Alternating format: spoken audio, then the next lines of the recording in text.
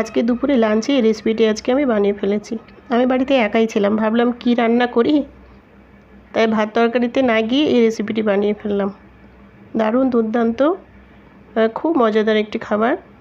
বাড়িতে ছোটোরা তো পেলে একদম থালা চেটে চেটে মানে প্লেট চেটে চেটে খাবে।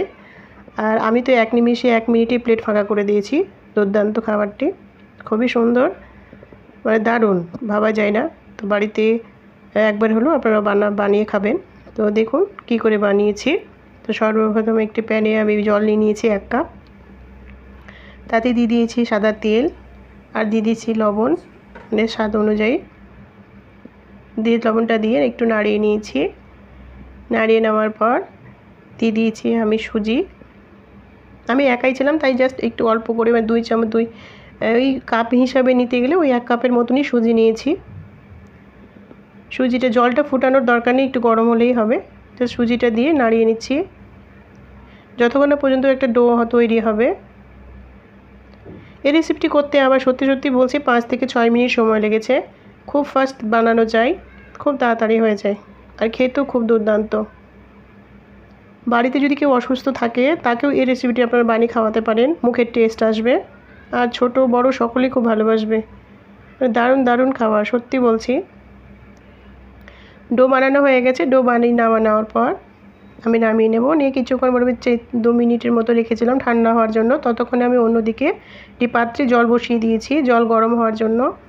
জল আমার গরম হচ্ছে কারণ এই জিনিসগুলোকে একটু স্টিম করব বলে। ডোটাতে আপনারা চাইলে এখানে কর্নফ্লোরও মানে মিশাতে পারেন, তো আমি কিছু মেশাইনি, জাস্ট সুজি দিয়ে আমি করছি। ডো থেকে আমি লেচি কেটে নিয়েছি ছোটো ছোটো আকারে। লেচি কেটে নিয়ে আমি বানিয়ে নিচ্ছি গোল গোল শেপ আকারে। দেখুন গোল গোল করে একটু হাতে প্রেস করে নিচ্ছি। করে নেওয়ার পর একটা আঙ্গুলতে জাস্ট প্রেস করছি একটা ডিজাইন করার জন্য। এভাবে আমি সবগুলোই বানিয়ে ফেলেছি একটা একটা করে। বানিয়ে নেওয়ার পর ওই যে আমি জল বসিয়েছিলাম স্টিম করার জন্য, তার উপরে আমি এগুলো বসিয়ে দিচ্ছি।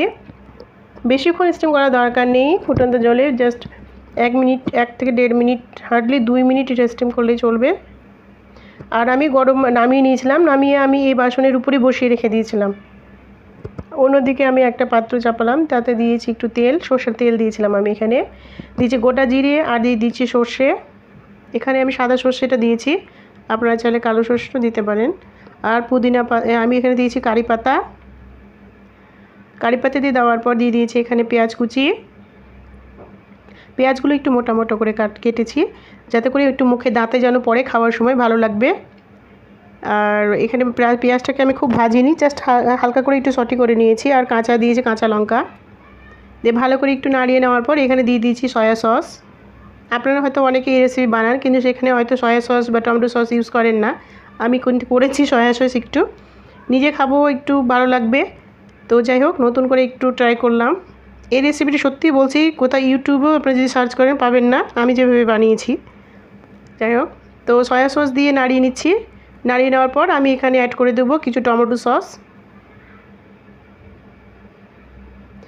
টমেটো সসটাকে এখানে অ্যাড করে দেওয়ার পর সত্যি বলছি, যখন আমি খাচ্ছিলাম তখন কারি পাতা, ধনে পাতা, সস আর তো আপনার জিরে, পেঁয়াজ, সব কিছুর একটা যে কম্বিনেশন, ও দারুণ লাগছিল খেতে, মানে ভাবা যায় না, এত টেস্টি লাগছিল।